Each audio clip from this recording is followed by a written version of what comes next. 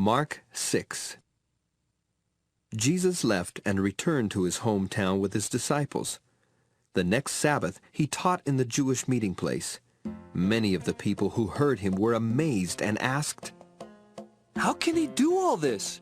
Where did he get such wisdom and the power to work these miracles?" Isn't he the carpenter, the son of Mary? Aren't James, Joseph, Judas, and Simon his brothers? Don't his sisters still live here in our town? The people were very unhappy because of what he was doing. But Jesus said, Prophets are honored by everyone, except the people of their hometown, and their relatives, and their own family. Jesus could not work any miracles there, except to heal a few sick people by placing his hands on them. He was surprised that the people did not have any faith. Jesus taught in every town and village. Then he called together his 12 apostles and sent them out 2 by 2 with power over evil spirits. He told them, You may take along a walking stick, but don't carry food or a traveling bag or any money. It's all right to wear sandals, but don't take along a change of clothes. When you are welcomed into a home, stay there until you leave that town. If any place won't welcome you or listen to your message, leave and shake the dust from your feet as a warning to them. The apostles left and started telling everyone to turn to God. They forced out many demons and healed a lot of sick people by putting olive oil on them. Jesus became so well known that Herod the ruler heard about him. Some people thought he was John the Baptist, who had come back to life with the power to work miracles. Others thought he was Elijah or some other prophet who had lived long ago. But when Herod heard about Jesus, he said, This must be John. I had his head cut off, and now he has come back to life. Herod had earlier married Herodias, the wife of his brother Philip. But John had told him, It isn't right for you to take your brother's wife. So, in order to please Herodias, Herod arrested John and put him in prison. Herodias had a grudge against John and wanted to kill him. But she could not do it because Herod was afraid of John and protected him. He knew that John was a good and holy man. Even though Herod was confused by what John said, he was glad to listen to him, and he often did. Finally, Herodias got her chance when Herod gave a great birthday celebration for himself and invited his officials, his army officers, and the leaders of Galilee. The daughter of Herodias came in and danced for Herod and his guests. She pleased them so much that Herod said, Ask for anything, and it's yours. I swear that I will give you as much as half of my kingdom if you want it. The girl left and asked her mother, What do you think I should ask for? Her mother answered, The head of John the Baptist. The girl hurried back and told Herod, Right now, on a platter, I want the head of John the Baptist. The king was very sorry for what he had said, but he did not want to break the promise he had made in front of his guests. At once he ordered a guard to cut off John's head there in prison. The guard put the head on a platter and took it to the girl. Then she gave it to her mother.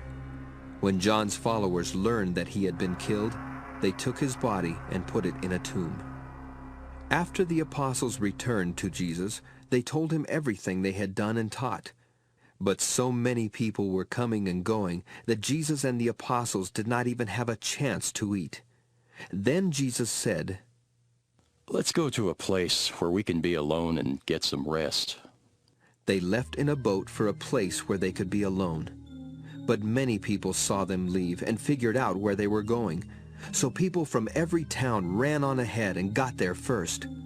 When Jesus got out of the boat, he saw the large crowd that was like sheep without a shepherd. He felt sorry for the people and started teaching them many things.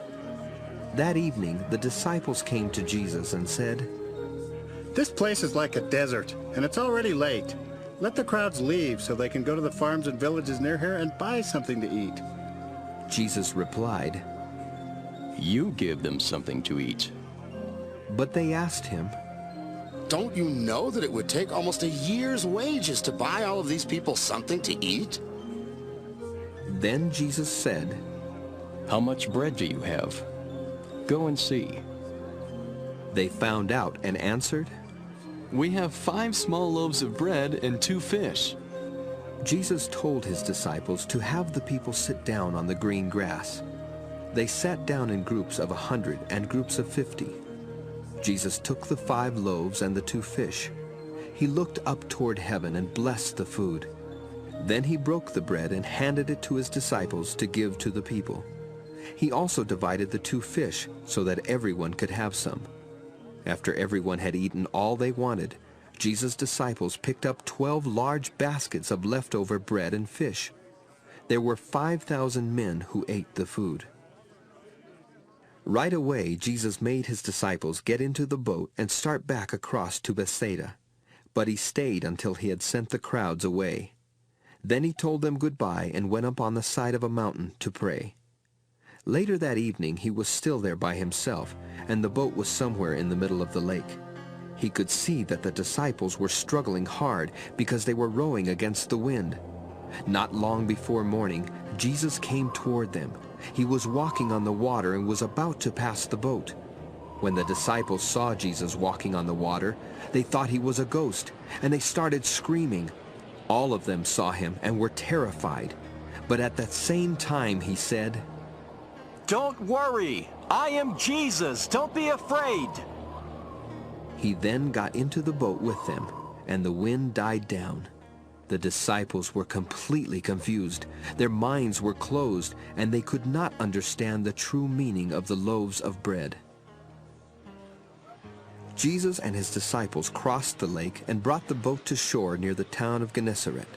As soon as they got out of the boat, the people recognized Jesus. So they ran all over that part of the country to bring their sick people to him on mats. They brought them to him each time they heard where he was. In every village or farm or marketplace where Jesus went, the people brought their sick to him. They begged him to let them just touch his clothes, and everyone who did was healed.